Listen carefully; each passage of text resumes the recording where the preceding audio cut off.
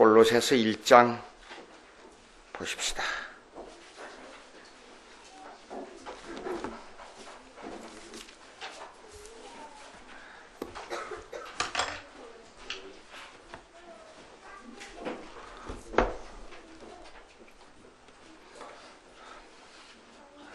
오늘 성경의 요점은 골로새서 1장 4절, 5절, 6절입니다.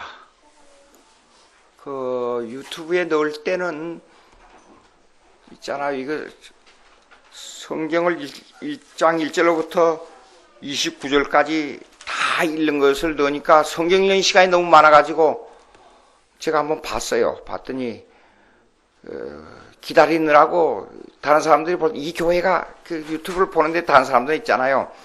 이 교회가 어떤가, 목사가 설교하는데 그 내용이 내 마음에 와서 어떻게 닿는가, 그거 보려고 그 유튜브를 본단 말이에요. 성경 읽는 시간이 너무 길어버리면 짜증이 나버려요. 지금 시대는 스피드 에라, 그러니까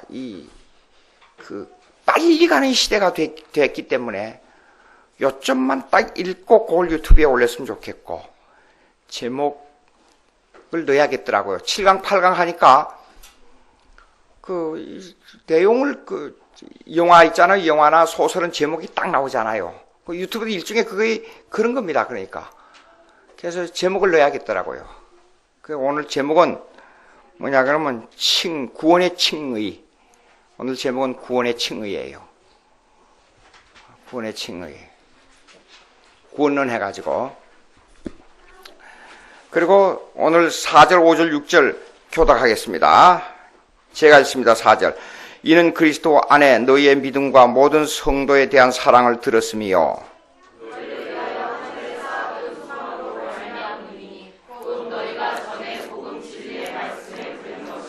이 복음인 이미 너희에게 이르매 너희가 듣고 참으로 하나님의 은혜를 깨달은 날부터 너희 중에서와 같이 또한 온 천하에서도 열매를 맺어 자라는도다.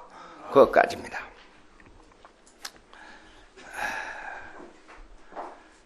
저기 서론 좀 얘기하겠어요. 칭의는 뭐야 그러면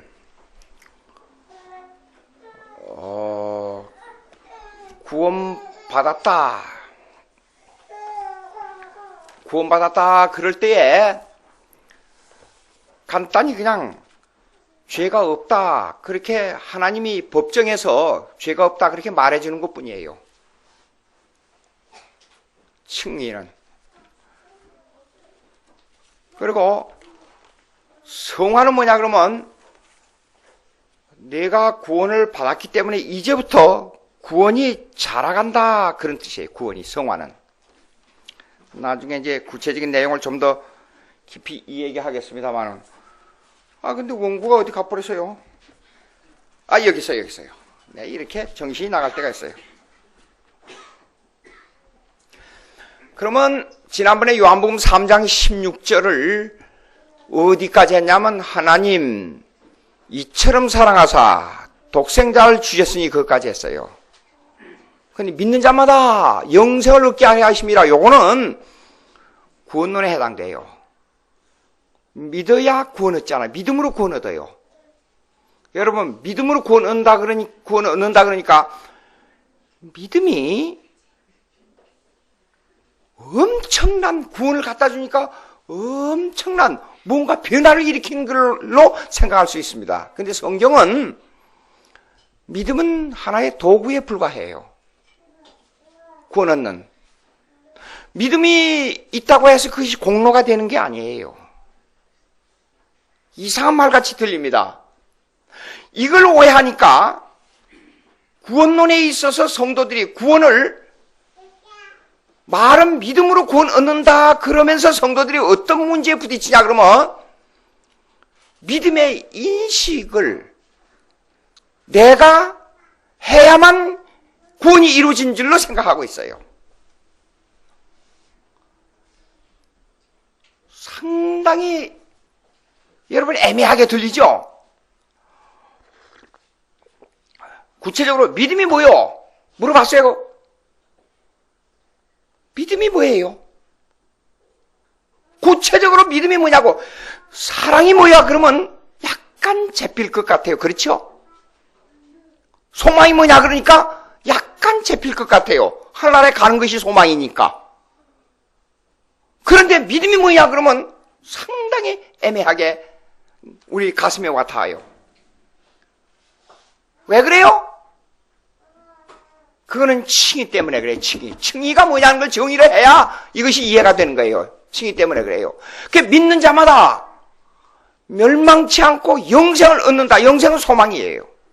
그러니까 구원은 뭐냐? 그러면 사실상 구원을 전체적으로 말하자면 믿음, 소망, 사랑을 얻는 거예요. 그래서 여기 믿음, 소망, 사랑이 나오잖아요. 예수 안에 너의 믿음과 모든 성도에 대한 사랑, 하늘에 쌓아둔 소망. 그럼 이 구원을 어떻게 얻느냐, 이게 어떻게. 믿음으로 얻는데 어떻게 얻냐? 근데 사실상 넓은 의미에서 전체를 보게 되면 믿음, 소망, 사랑 전체가 구원에 관계가 돼 있어요. 관계가 있단 말이에요. 그러면 믿는 자마다 영생을 얻고, 그럼 누구를 믿어야 돼요? 자, 보세요. 가만히 생각해 보세요. 하나님을 믿는다, 성령을 믿는다, 같은 말로 들릴 수 있으나 믿음의 대상은 누구냐면 사실상 예수 그리스도예요. 예수를 믿는다 그래야 돼요. 왜? 예수님이 그 대리속죄, 나의 죄값을 예수님이 하나님을 향해서 갚아준 거예요. 그래서 나는 그걸 예수 그리스도를 받아들이면 구원을 얻는 거예요. 그래서 이거 보세요. 그리스도 예수 안에 너희의 믿음과 그랬잖아요. 그래서 그런 겁니다, 이게요.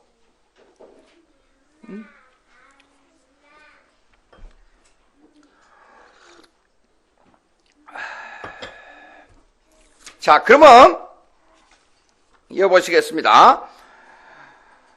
근데 이제 뭐냐, 그러면 이것이, 이 세 가지가, 믿음, 소망, 사랑, 이 세 가지가, 5절 보니까, 5절 후반절 보세요. 너희가 전에 복음 진리의 말씀을 들은 것이라. 이 세 가지가 뭐예요? 복음의 말씀을 들었기 때문에 그래요. 근데 말씀을 어떻게 했냐면, 진리의 말씀이라 그랬어요. 이 세 가지가 연관이 되어 있어요. 자, 복음, 진리, 말씀. 복음은 뭐예요? 진리의 말씀이에요. 좀 더 구체적으로 말하자면 성경이 성경. 성경 말씀을 들어야 돼요. 복음은. 들어야 돼요. 근데 복음의 말씀을 듣는 건데 이거요. 그 복음이 뭐예요? 성경이에요. 복음이. 복음 전한다 그 말은 성경 말씀을 전하는 거예요. 그 진리는 뭐야? 성경에 보니까 진리를 두 가지로 나타나서 요약할 수 있어요. 하나는 예수 그리스도고 하나는 성경 말씀이에요. 진리를 알지니 요한복음 8장에 진리를 알지니 한번 찾아볼까요? 요한복음 8장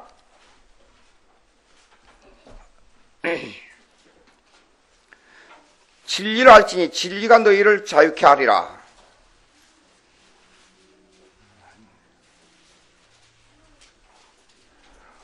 요한복음 8장 몇 절인지 한번 아시는 분 있으면 한번 보세요. 32절이요?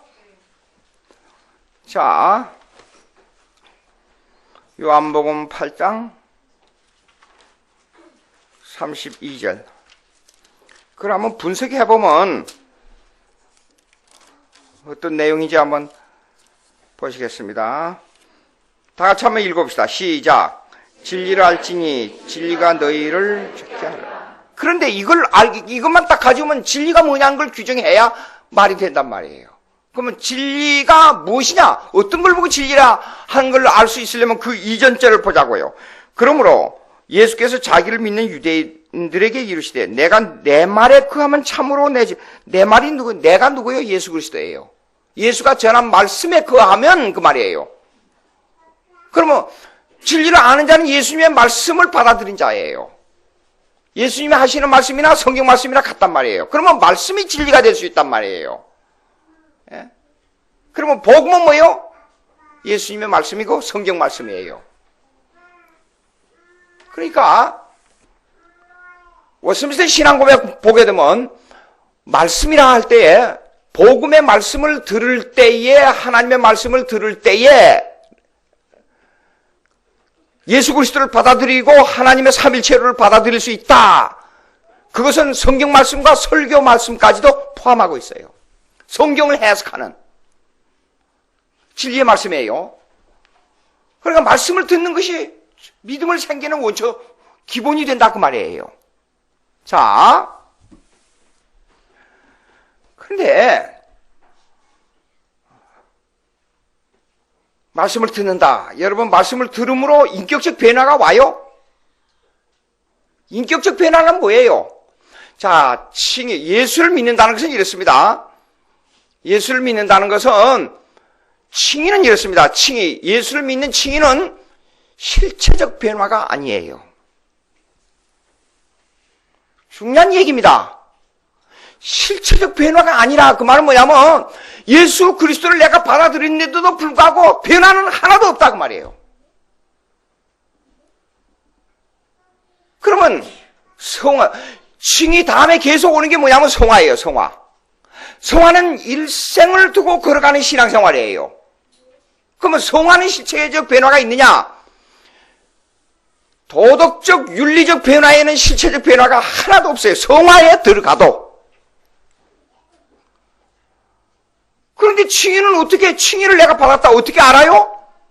칭의를 받았다. 인격적 변화가 없는 것 같아요.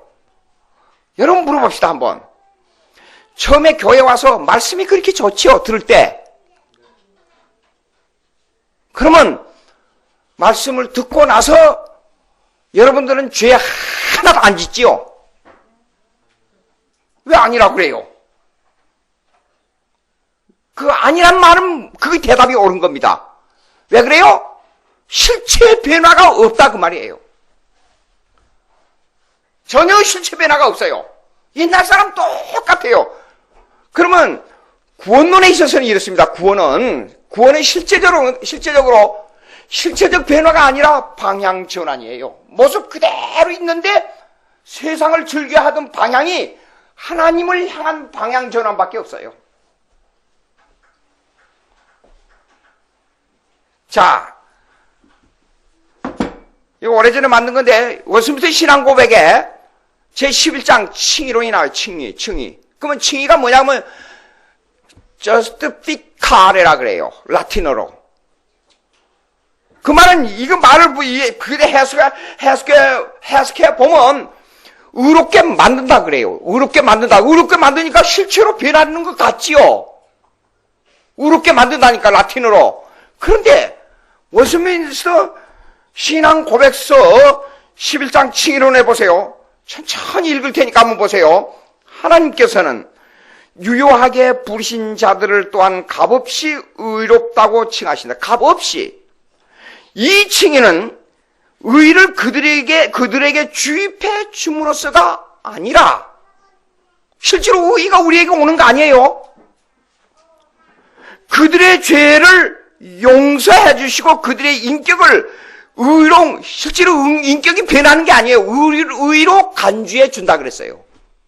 의가 아니지만 의인이라 그렇게 말해주는 거예요. 간주해 주고 용납해 줌으로써 되는 것이다. 이것이 칭의예요. 참 이상하게 들리죠? 그러니까 여기요 본문에 나온 복음의 말씀, 즉 진리의 말씀, 복음 진리의 말씀을 들은 날부터 그랬어요. 은혜를 깨달은 날부터. 예? 그날부터 자라야 돼, 자라. 여기 본문에 의하면. 그러면 은혜를 6절에 하나님의 은혜를 깨달은 날부터 너희 중에서와 같이 또한 온천에서도 열매를 맺어 자라는도다 그랬단 말이에요. 이건 뭐냐 이게 여기 구원에 있어서. 그 구원론에서 이거 두 개로 다뤄지는데 여기에서 칭의와 성화로 다뤄집니다. 칭의는 하나님으로부터 의롭다함을 받는 거예요. 성화는 거룩하게 성장해 가는 거예요. 그럼 성화는 뭐이고 칭의는 뭐냐 하는 문제가 나옵니다. 칭의는 법적 선고라 그래요. 칭의는. 법적 선고가 뭐냐? 예를 들겠어요. 보니까 재판이 딱 걸렸습니다. 이거 참 희한한데 이 얘기를 하면 참 이해가 잘 안 되는 문제가 있는데, 재판장에 하나님이 있어요. 그런데 이쪽에 죄인이 있고 이쪽에 의인이 있어요. 그러면 의인이 죄인을 고소해야죠. 근데 성경은 반대예요. 성경은 죄인이 의인을 고소했어요.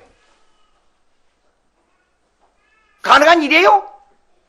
불가능한 일이에요. 죄인이 의인을 고소했어요, 의인을. 근데 이걸 누구나 다 재판장이 보니까 죄 있는 놈이 죄 없는 놈을 고소했기 때문에 이거 다 기각시켜버려야 돼요. 그렇죠? 근데 아니에요. 하나님 그 재판 받았어요. 아주 이상해요. 왜 재판을 받았냐? 그 원인을 보자고요. 그 원인. 재판을 왜 받았느냐? 내가 태어나기 전에, 김양주가 태어나기 전 정도가 아니라 세상이 만들어지기 전에 하나님이 김양주라는 사람은 아담의 자손으로 태어났기 때문에 죄인으로 태어났는데도 불구하고 나는 그를 사랑해서 이처럼 사랑하사 예수 믿기로 작정을 해놨어요. 오직 재판을 받은 이유는 그거 하나 때문이에요. 그런데 왜 그러면 그렇게 재판을 받아서 왜 그렇게 구원 얻기로 그렇게 예정했습니까? 에베소서 1장 4절에 보니까 사랑해서 그랬다고 그래요. 하나님 왜 사랑했습니까? 질문해봐요. 대답이 없어요. 그냥 사랑한 거예요. 그냥 사랑한 거예요. 그래서 하나님의 사랑은 조건이 없다고 말해요. 이유 없어요.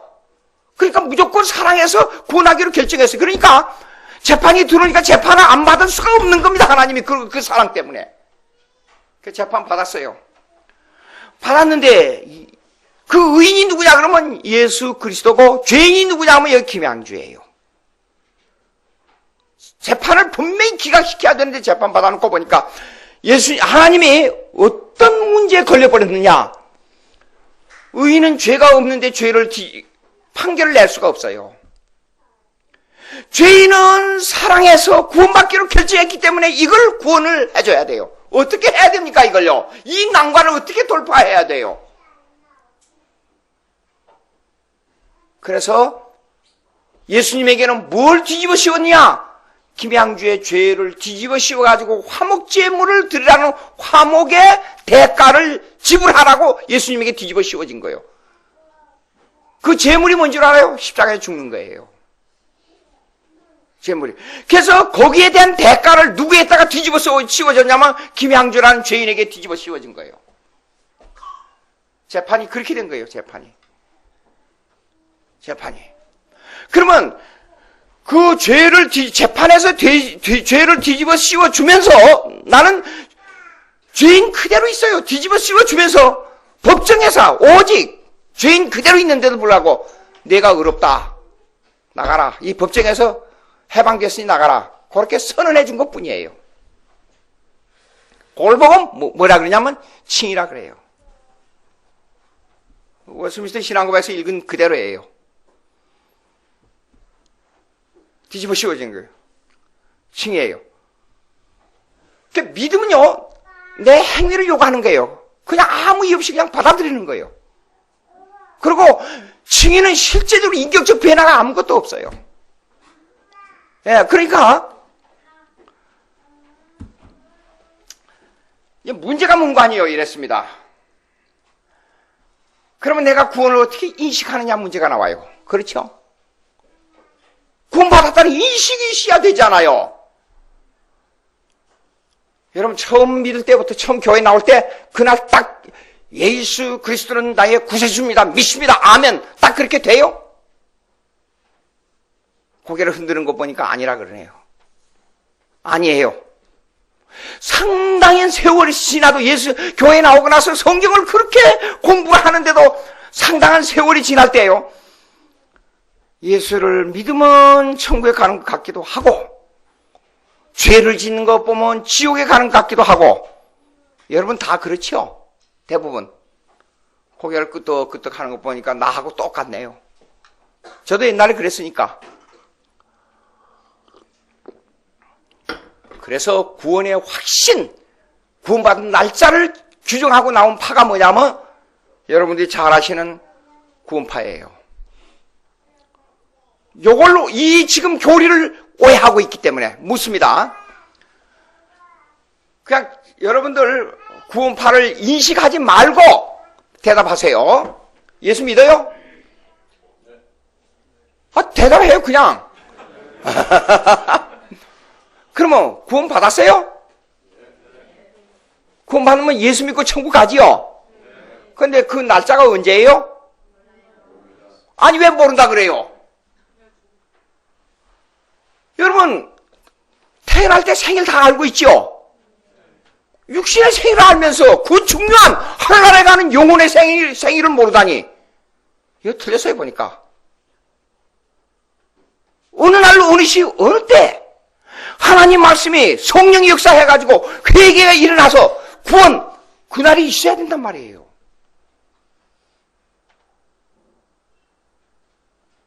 왜 이렇게 조용하고 긴장하는 눈치예요? 그런데 육신의 생일을 알면서 영혼의 생일을 모르다니 이게 문제가 있어요. 그러니까 회복의 교회 나가지 말고 우리 성경 공부하는데 한번 와보시오. 그래서 내가 가만히 어떻게 듣다. 그 사람들이 어떻게 질문해 오냐면 구원파 사람들이 그렇게 저에게 질문해 왔어요, 옛날에. 그래서 구원받는 날짜가 언제냐 그래서 제가 한 몇 년도는 되는 것 같은데 언제 어느 날 어느 시 어느 때 전혀 그런 게 없는데요 그랬더니 저를 보고 구원 못 받았다는 거요. 틀렸다는 거요. 그 용산에 그거 갔지요. 아주 이상해서. 그래가지고 가니까 똑같은 그렇게 성경 공부를 하고 있더란 말이에요. 그래서 밖에 생각나는 게 있어요. 질문을 했어요, 질문을. 뭐라고 질문했냐 그러면 그것도 오래전입니다. 한 40년 됐는가 모르겠어요, 그때가요. 오래전인데 그 권신찬 목사란 분이 극동방송에 이사장으로 있었던가? 하여간 극동방송 책임자로 있어요. 그래가지고 제가 극동방송까지 찾아가서 그들의 교리를 이 책을 다 가지고 왔잖아요. 그래서 연구한 거예요, 근데. 공부를 하는 중에 생각나는 게 하나 있더라. 가만히 생각하니까 버뜩 생각나는 게 있어요. 여러분 태어날 때 엄마 뱃속에서 딱 나오면서 하고 울잖아요. 근데 우리 아이들은 셋 날 때마다 울지 않았어요, 이상하게. 근데 하고 나오면서 엄마 내가 1971년 5월 31일 날 오후 1시 25분 25초에 났죠? 그렇게 되나요? 에이고 참. 내가 자라서 인식이 있을 때에 어머니 아버지가 나에게 생일을 가르쳐 준 거예요. 그렇죠? 영혼의 생일도 똑같아요. 자, 보세요. 요한복음 3장 6절 한번 읽어보세요. 요한복음 3장 6절.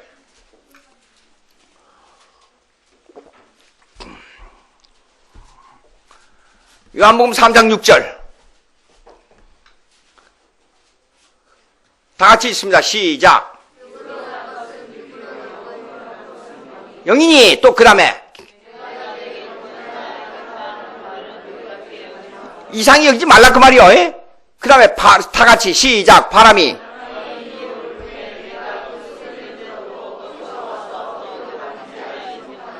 못하는 성령으로 난 사람은 중요합니다. 예수 믿을 때, 처음 예수 믿을 때 예수님 내 마음에 온 것 같기도 하고 나간 것 같기도 하고 왔다 갔다 또 바람 부는 것 같아요. 예? 그래서 여러분 존 머리라고 하는 워스민스터 유명한 신학 교수가 있습니다. 그분의 책에 보게 되면 구원은 성령의 사역의 구원은 미스티컬 유니언 신비적 결합이라 그랬어요. 알기도 하고 모르기도 하고 아는 것 같기도 하고 모르는 것 같기도 하고 근데 한 가지 특별한 게 있어요.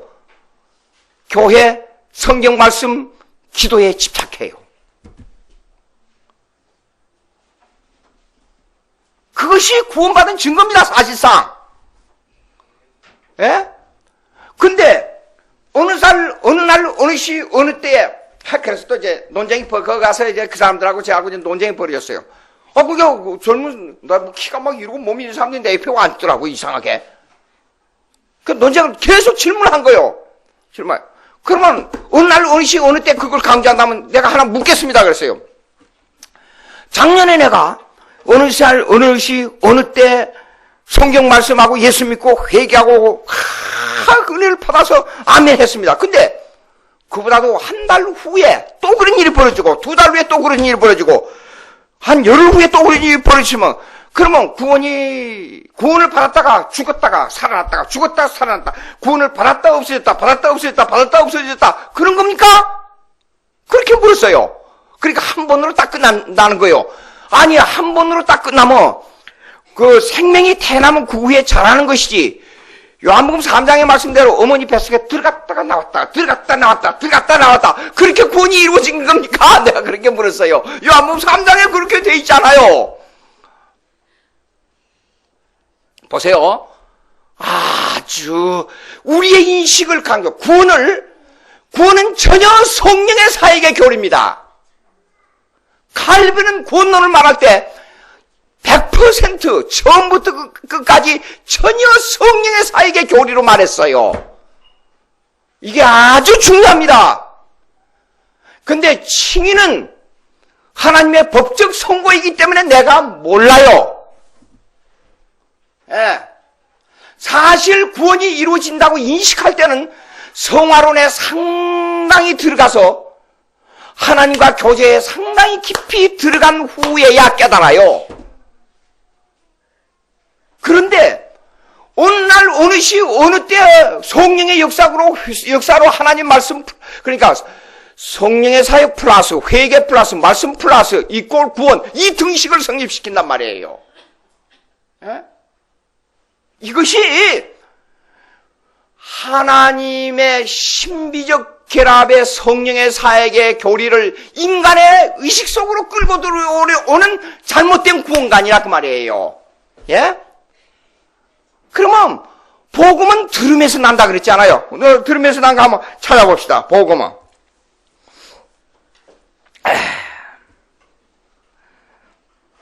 이게 가만 잠깐요. 내버려 두고요. 잠깐 들어가봅시다. 이게요.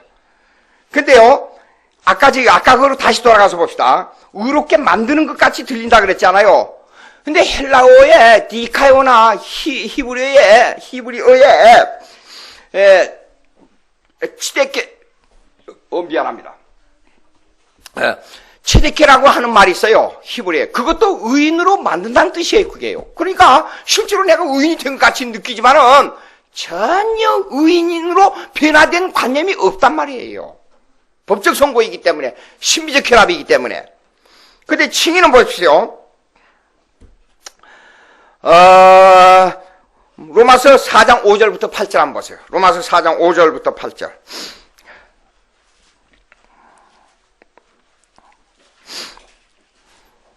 로마서 4장 5절부터 8절. 읽어보세요, 한번.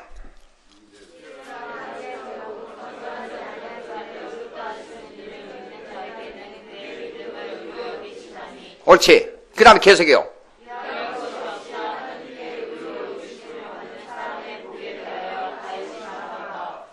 계속해요.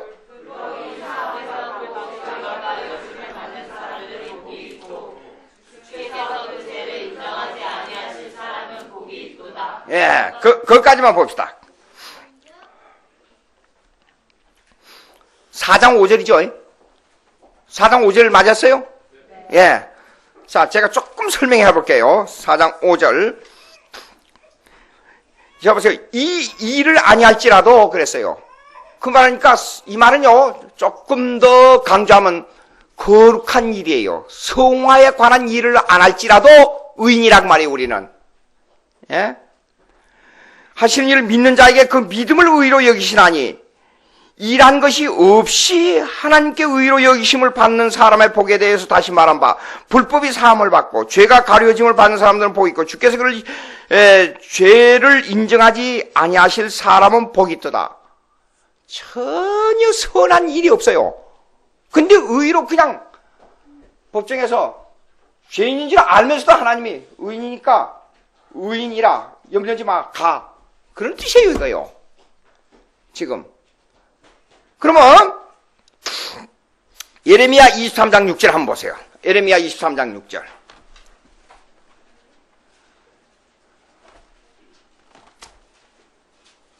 예레미야 구약 23장 6절.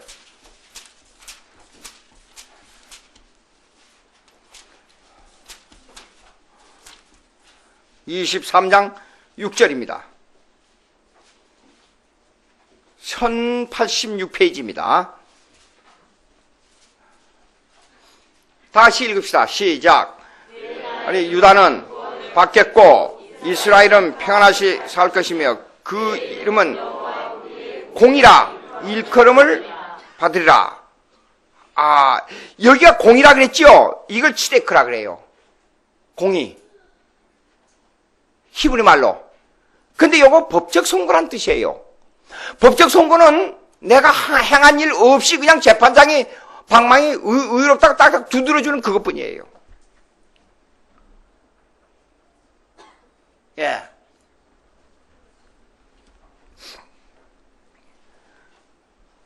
자, 이제 거기 들어가겠습니다. 그러면 구원을 받는 데 있어요. 구원이 있잖아요. 구원을 얻는 데 있어서 칭이라는 것은 전혀, 믿음이라는 것은 하나의 도구뿐이고 전혀 변화가 없고 나는 그대로 있는 그 옛날 그대로 있어요. 그런데도 불구하고 하나님이 우리를 어떻게 칭해줘요?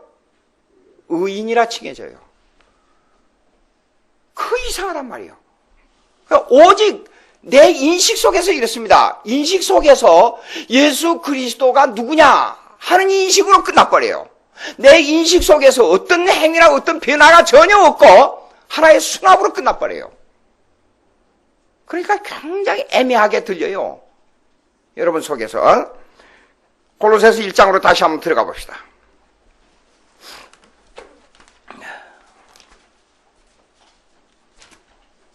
골로새서 1장.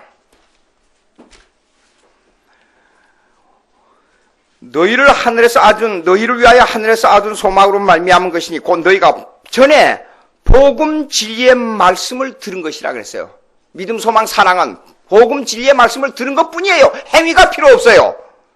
이 복음이 이미 너희에게 이르면 너희가 듣고 참으로 하나님의 은혜를 깨달은 날부터 그랬으니까 언뜻 듣기에는 칭의를 받은 날부터 그렇게 느껴져요. 그렇지요? 칭의를 받은 날부터. 이거 넣어도 되는데, 제 이 얘기를 하겠어요. 유튜브에 넣어도 되는데. 제가 12살 때였어요. 근데 이제 우리는 시험에 찌들은 시대예요. 중학교, 고등학교, 대학을 들어간다는 것은 전부 시험의 경쟁. 여러분도 얼마 전에 수능 시험 봤잖아요. 시험을 그때는 외롭게 공부해가지고 외롭게 차 타고 아무도 보호해주는 사람 없이 혼자 가서 시험 보고 그렇게 했었는데요. 중학교 시험을 준비하고 있을 때였는데 갑자기 겨울에 이웃집에 진섭이라는 어린애가 죽었어요. 내 평생에 이제 12살 먹는 어린애가 충격을 받았어요. 내 주위에 아는 사람이 죽은 것은 내 처음 경험한 거예요. 근데 아침에 학교를 가는데 학교 가기 전에 6살인가 7살인가 됐어요. 진섭이가. 바로 이웃집인데 학교 가는 거야? 그래서 학교 갔다 올 테니까 놀아. 잘 놀아. 집에 들어가. 추운데 들어가. 그랬더니 근데 가는데 목소리에서 이렇게 쇠소리가 나요. 하고. 그래서 이상한 쇠소리가 난다고 그랬는데 그것을 우리 어머니 이 물길로 가면서 물동이를 이고 물길로 가면서 그 소리가 나서 제가 이상하다. 옛날에 우리 어머니 자랄 때에 우리 어머니의 동생이 되죠. 동생이 저 병으로 아침에 쇠소리가 나서 저녁에 죽었는데 그래도 오후에 자꾸만 애가 그렇게 된다 그러니까 우리 어머니가 그 애를 데리고 빨리 병원에 가세요. 위험을 느껴가지고 그렇게 했습니다. 근데 아주 시골에, 제가 자란 시골은 이랬습니다. 여기에서 메아리를 소리를 지르면 이 산에서 울려가지고 저 건네 산에 울리는 그런 정도의 그 시골에서 자랐어요. 왜 그랬느냐? 이유가 있어요. 우리 아버지 일본에서 사업을 하다가 그만두고 나왔는데, 여러분 그 사건 알지요? 북해도에서 대지진 사건, 역사에서 배웠지요? 그 지진 사건 때 대창으로 외인들이 우리 한국 사람을 찔러 죽인 것을 목격했어요. 일본말 못한다고 찔러 죽이고 대답 함부로 안 한다고 찔러 죽이고. 근데 우리 아버지는 일본말을 잘해가지고 거기서 변호 역할도 하고 빠져나왔어요. 그래서 일본에서 살 수 없다. 그래서 한국을 나오신 거예요. 그래서 생각도 못해서 도시에서 살 수 없다. 시골로 들어가자. 그래서 농사일을 시작한 겁니다. 그래서 그 원인이 그렇게 된 겁니다. 제가 어렸을 때 군에서나 면에서 이렇게 공문이 와요. 그러면 우리 집에 가져와요, 그걸. 그러니까 우리 어머니 가족, 우리 어머니의 이게 친동생은 저희 외삼촌입니다. 외삼촌은 일본 와세다 대학의 경영학과를 졸업했어요. 그러니까 당시에 일본 와세다 대학 경영학과를 졸업했다는 것은 지금 시대 미국이나 영국에서 하버드나 옥스퍼드 대학을 졸업한 거나 똑같아요. 그런 집안에서 있었기 때문에 한문이나 한글은 말할 것도 없고 한문을 많이 알았어요. 우리 어머니도. 그래서 동네 사람들이 공문을 우리 집 와서 번역해달라고 그런 것을 제가 어려서 기억하고 있어요. 그런데도 불구하고 그런 충격 때문에 우리 아버님의 그 일본에 대한 원망, 한 번도 우리 아버지 말씀에 일본이란 말을 들은 적이 없어요. 반드시 외놈들이라 그럽니다. 외놈들이 뭐예요? 작고 보잘것없는 민족들이란 뜻이에요. 그게요. 그래서 외놈들이, 반드시 외놈들. 어디서 일본이란 말을 했다가 식사하다가 또 아기를 얻어맞았어요. 제가요. 그런데 우리 일본에 가 계시는 친외삼촌에, 그래서 기업에 엄청 대성공을 해서 엄청난 부자가 됐어요. 일본에서. 그 밑에 동생이 어렸을 때 그 병으로 죽은 것을 기억하고 빨리 병원에 가는데 그 꼴짝에서 10리가 가까운 병원을 걸어가야 돼요. 근데 애를 데리고 가다가 죽었어요. 진섭이가. 그래 공부를 하고 집에 들어왔어요. 집에 학교에 등교를 하교를 하고 집에 들어오니까 그 이웃집에서 방성되고 통곡소리가 나요. 그래서 어머니 웬일이에요? 온일이에요? 물었어요. 진섭이가 죽었다. 오전에 내가 그랬을 때 빨리 말해줄 것을 오후에 얘기해서 병원에 데리고 가는 도중에 죽었다. 숨이 고된데 병원에 가서 여기를 뚫어가지고 아무리 호흡을 시켜도 호흡이 안 돌아오는 거예요.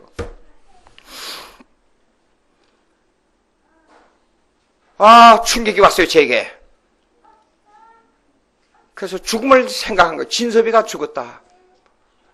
그런데 그 이튿날 아침에 학교를 가는데 진섭이를 그 가족들이 울면서 조그만 통에다가 볼을 싸가지고 넣어가지고 산에 묻으러 가는 거예요. 그 광경을 바라다 보니까 제가 쫓아가서 진섭이가 진짜 죽어가 썩어가고 있는가 그 무덤을 파헤쳐서 한번 만져보고 싶어요.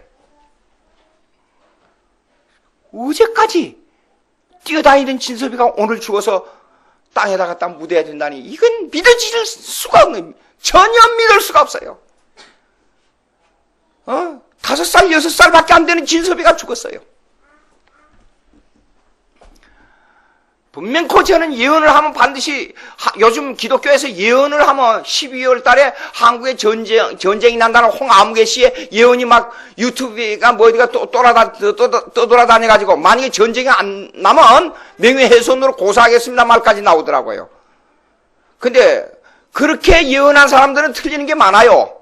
근데 저는 절대로 예언을 한번 하면 100% 맞는 예언만 합니다. 제 예언 들어보세요. 앞으로 여러분 200년 안에 다 죽어요. 맞죠? 젊은 사람들이 어느 한때 오래전에 집회 가서 젊은 사람들이 죽는 얘기를 했더니 왜 재수없이 죽는 얘기를 하냐는 거예요.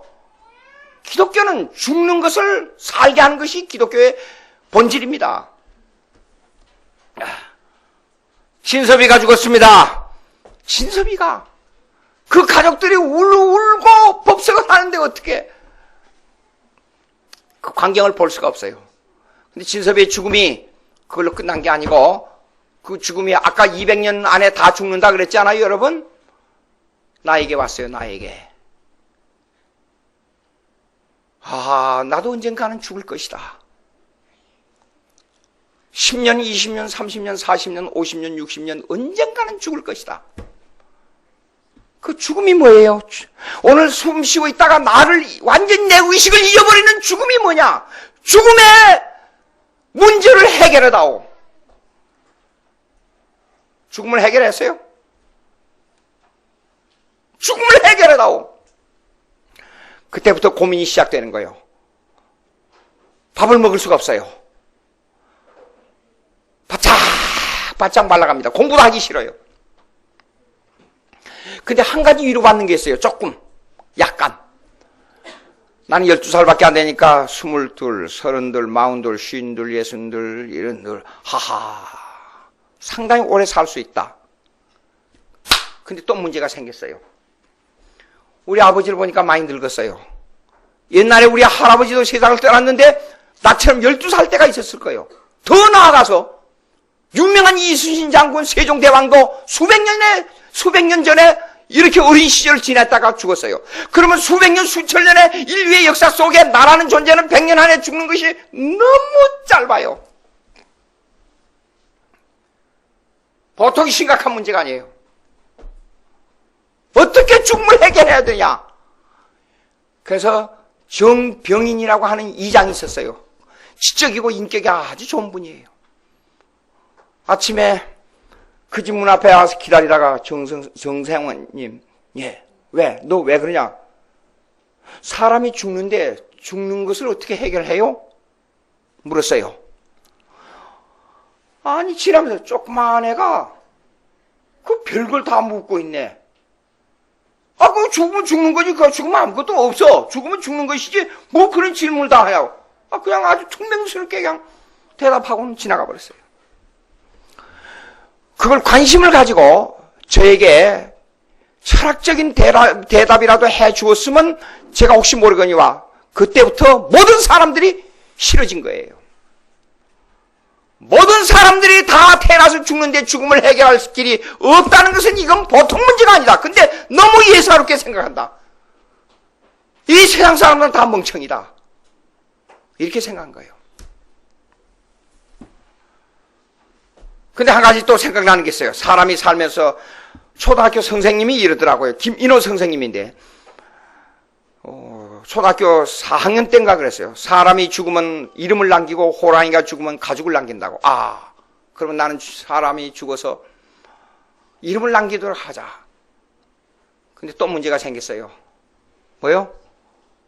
죽으면 내가 알 게 뭐요? 아무것도 소용이 없어요. 초등학교 다니면서 에이브라함 링컨 얘기 배웠습니다. 이순신 장군 얘기 배워왔습니다. 세종대왕 얘기 배웠습니다. 근데 그들은 죽었어요. 살아서 자기가 그걸 아는 게 아니에요. 더 문제가 커지는 겁니다. 생각을 해봐요. 아무것도 소용이 없어요. 부자로 살건 대통령으로 살건 소용이 없어요. 죽음 앞에는 아무것도 되는 게 없어요. 되는 게 없어요.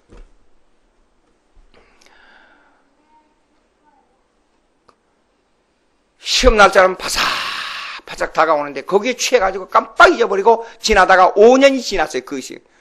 5년 후에 누가 죽었냐? 서씨의 할아버지가, 이웃집의 할아버지가 세상 떠났어요. 고등학교 때예요. 그러니까 이제부터는 본격적으로 고민이 시작된 거예요.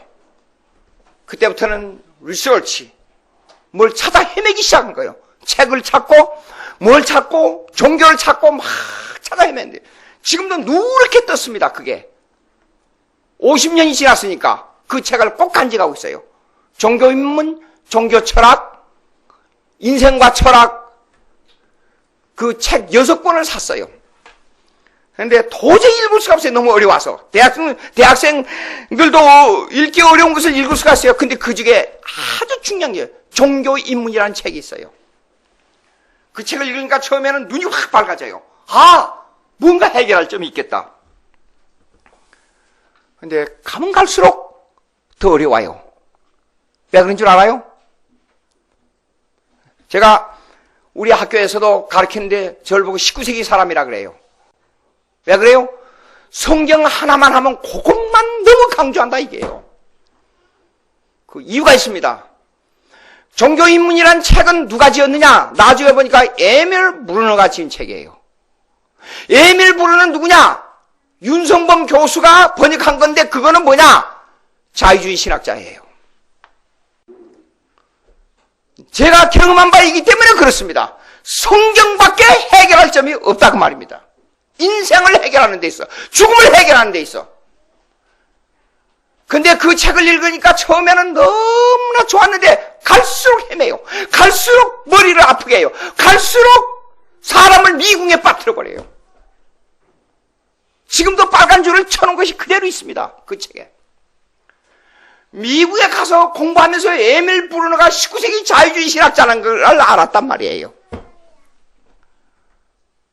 예?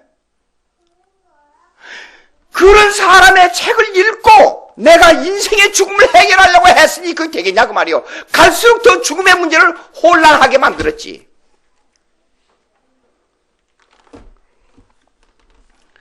근데 어느 날 그것도 안 돼서 내가 인생을 어떻게 해결하느냐. 추운 겨울이었습니다.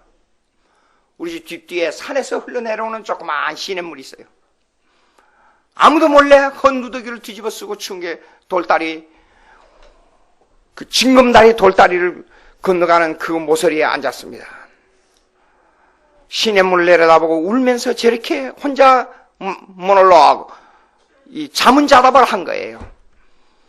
시냇물아 시냇물아 너는 이 땅이 생기고 흘러 가는데 어떻게 해서 인생은 가다가 죽느냐. 시냇물아 네가 말을 할 수 있으면 내게 죽음에 대한 문제를 해결해다오. 너 시냇물하고 나하고 바꿀 수 있다면 바꿔서 10년만 살다가 다시 한번 바꿔보자.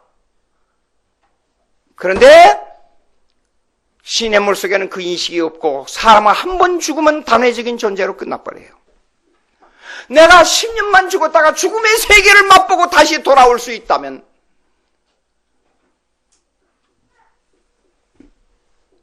그 죽음을 해결할 수 있는 방법이 있다면 내가 그리 해보건만 한 번 죽은 인생은 돌아올 수가 없어. 막 혼자 눈물을 흘리고 있는데 전 남쪽에서 땡그랑 땡그랑 땡그랑 바람결에 종소리가 들려요. 그게 뭐예요? 교회 수요일 밤에 예배 종소리예요. 머릿속에 번뜩 그 꼴보기 싫은 예수쟁이들이 예수 천당하는데 내일 그러면 교회를 한번 찾아가 보자 그런 생각이 든 거예요.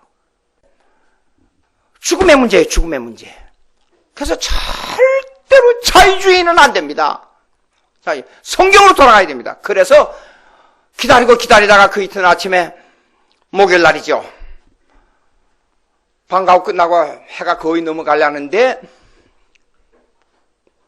교회를 찾아가서 목사님 계십니까? 그러니까 몸이 뚱뚱한 분이 사모님이란 분이 나왔는데 나중에 보니까 사모님이었어요. 사모님, 목사님 신방 갔다는.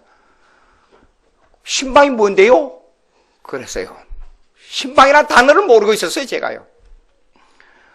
교인들 방문하러 갔으니까 한 30분 있으면 올 거라고 그래서. 목사님이 오시더라고요. 목사님이 생각보다 잘생겼어요. 키도 크고.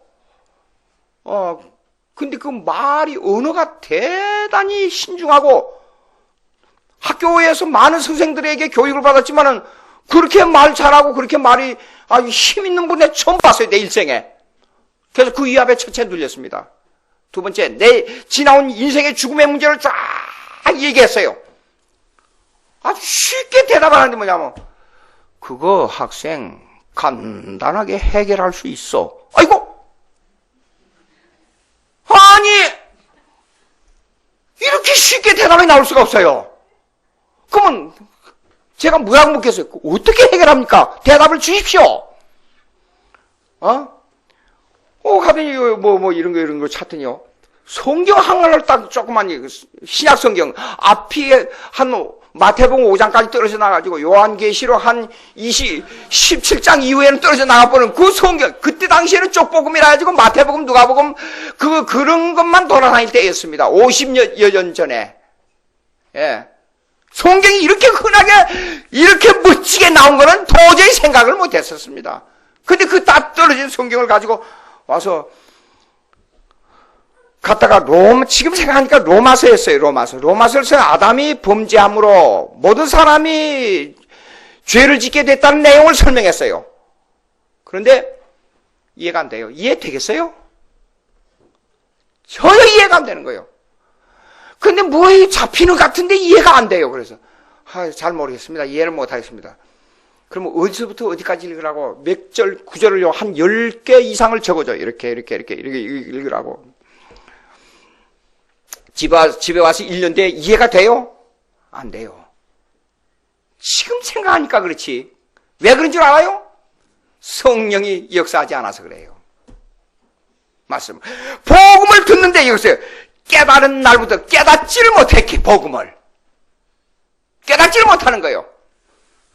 그래서 돌아와서 읽다가 또 읽고. 그래서 질문을 적어서 질문을 적어가지고, 그 다음 이제 예배 끝나는 날 가서, 목사님, 너희 질문이 이런 건 이렇습니다.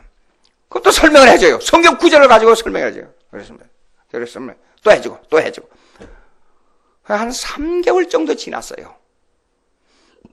어느 날, 그 목사님이 주신 찢어진 성경을 마태복음을 들어 전혀 생각지도 않은데, 마태복음 27장을 읽다가 예수님이 십자가에 못 박혀 죽은 사건, 부활한 사건을 읽기 시작했어요. 근데 전혀 내 의지하고는 다르게 갑자기 눈물이 쏟아지면서 이렇게 말이 나와요. 하나님, 나는 죄인입니다. 용서해 주시옵소서. 아무리 멈추려고 해도 안 돼요. 그때는 내가 구원을 받았는지 어쩐지 몰라요. 전혀 내 감각이 없었어요. 어떤 사람이 구원파에 의하면 내가 구원받은 날짜로 지정할 수가 있어요. 근데 그날만 그런 게 아니라 며칠 지나서 또 일어나고 며칠 지나서 하나님 말씀이 그리워지고 갑자기 방학이 또 닥쳐왔어요. 몇 개월 지났으니까. 겨울에 그랬으니까 4개월, 5개월 지났으면 여름이 될 거 아니에요? 방학이 닥쳐왔어요. 한 달 동안 하루도 빠짐없이 새벽 기도를 나갔어요. 저는 아침잠이 많은 사람이에요. 근데 왜 새벽에 깨어져요? 어머니, 내가 기도를 하고 싶은데 내일 아침 4시가 되면 깨워주세요. 그러니까 이놈이 이상하게 됐다는 거예요. 그러면서도 자식이 부탁하니까 안 깨워줄 수가 없어서 깨워졌어요. 그때로부터 나는 완전히 미치광이가 됐어요. 최씨 아저씨라는 분이 우리 동네 이웃집에 살아요. 누구보다도 일찍 교회 가게 되면 저 미쳤다 그랬죠, 저보고요. 근데 갑자기 이런 말이 나왔어요. 최씨 아저씨, 저 미쳤습니다. 확실히 내가 생각해도 미쳤어요. 근데 나는 바로 미쳤는데 최씨 아저씨는 미쳐도 잘못 미쳤습니다. 예? 예수 안 믿는 사람들은 제대로 미친 것이 아니고 완전히 잘못 미친 겁니다. 예수 믿으세요. 갑자기 이렇게 돼버린 사람이에요. 그런데도 불구하고 내가 목사 되는 건 싫어했어요. 목사에 대해서. 근데 대학부를 졸업하고도 7년 가까이 목사를 싫어해서 안 했어요. 근데 목사가 됐어요.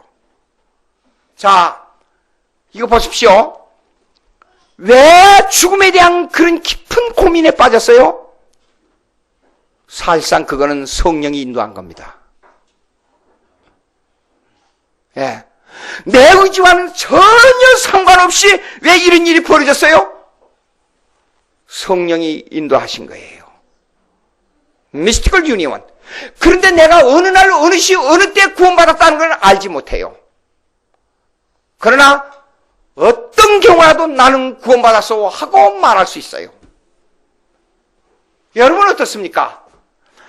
잡으시오. 복음을 깨달은 날부터 그때부터는 자라가는 겁니다. 그런데 내 속에 있는 구원의 확신은 성화에 깊이 들어가서야 알게 돼요.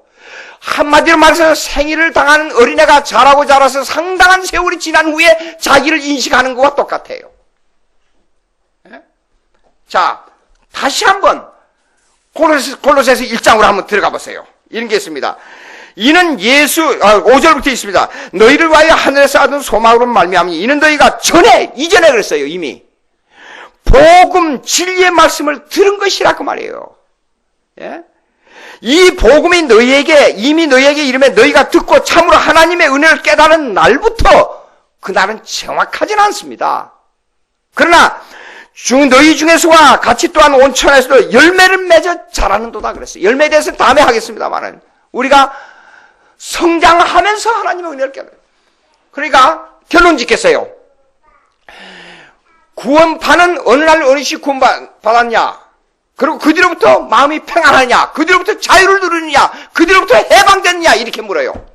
그럼 그날을 해방된 날, 자유를 누린 날, 평안을 깨닫는 날부터 합니다. 깨닫는 날부터라고 강조합니다.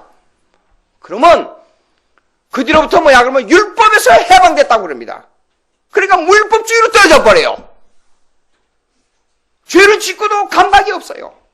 성화에 대해서 율법을 어떻게 적용하는 걸 강조하지 않아요.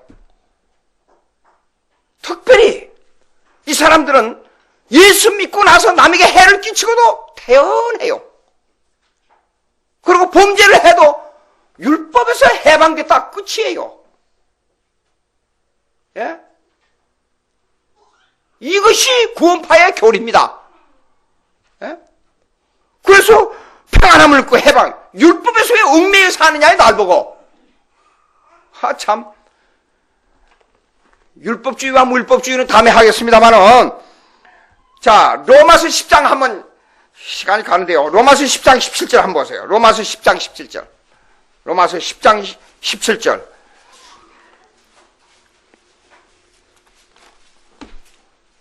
로마서 10장 17절.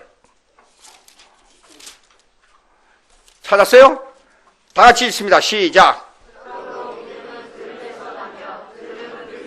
말씀으로 말미암아 그랬어요. 듣고 깨닫는 날부터 아까 그랬잖아요. 은혜를 깨닫는 날부터. 근데 그건 모르지만은 하여간 계속 듣고 깨닫게 되는 거예요. 자, 그러면 조금 앞으로 가서 보세요. 한번 13절 14절 읽어보세요. 그거요. 시작. 누구든지 주의 이름을 부르는 자는 구원을 받으리라. 그런즉 그들이 믿지 않은 이를 어찌 부르리요? 듣지도 못한 이를 어찌 믿으리요? 전파하는 자가 없이 어찌 복음 전파자와 듣는 자가 있다 그 말이에요. 들음으로 깨닫는단 말이에요. 여보세요? 구원은 어찌냐? 그러면 구원을 어떻게 하냐면 자꾸 들으면서 갑자기 기도하면 하늘에서 불이 나가지고 예언을 줬다. 그렇게 구원받는 게 아닙니다. 구원은 복음을 전하는 진리의 말씀을 전하는 것을 깨달음으로부터 시작되는 거예요. 근데 고신참파는 쉽게 말해서 구원파는 그 깨달음을 한정적으로 규정해버리기 때문에 문제가 있는 거예요. 깨달음의 교리라 그래요. 이 사람들이요. 성화를 무시해버리고 율법에서 해방돼야 된다 그러고 그래서 무율법주의로 떨어져 버려요. 문제가 있습니다. 다음에 계속하겠습니다. 하나님 아버지 감사합니다. 오늘 저희들에게 귀한 시간 주셔서 은혜를 깨닫게 해주시고 말씀을 바로 알게 해주시니 감사합니다. 잘 믿고 말씀대로 믿고 말씀대로 의지하고 말씀대로 살고 말씀대로 하나님께 영광을 돌리게 해주시옵소서. 예수님의 이름으로 기도합니다. 아멘.